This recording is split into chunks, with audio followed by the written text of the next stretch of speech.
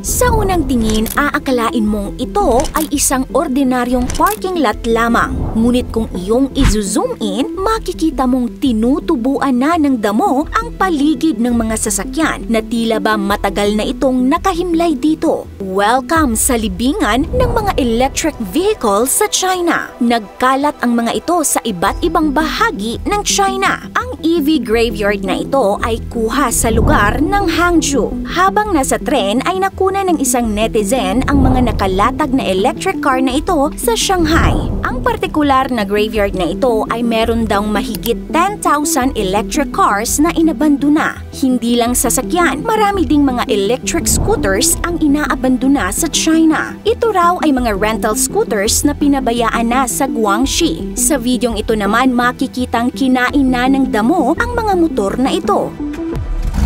China ay naging malaking factory ng mga electric vehicle. Nangunguna na rin sila sa market at maging ang Tesla ay nalalamangan na nila. Ayon sa Forbes, ang China ang may pinakamalaking market ng electric vehicle sa mundo. Taong 2022, nakapag-produce sila ng 6 million electric vehicles sa isang taon. Pangalawa sa listahan ang US na may 28% market. Parang naging stereotype na ng China ang poor quality at mga fake products. Peking bag, sapatos, damit at kahit lugar ay ginagawan din nila ng replika. Isa ito sa dahilan kung bakit napakaraming inabandona ng mga sasakyan sa China. Peking sales data. Noong kalagitnaan ng 2010s, pinalakas ng China ang impluwensya ng paggamit ng electric vehicle at nagbibigay ang gobyerno nila ng subsidy sa mga automaker na gumagawa ng electric vehicle. Nagbibigay din sila ng penalty sa mga magmamanufacture ng mga mataas na fuel consumption ng mga kotse.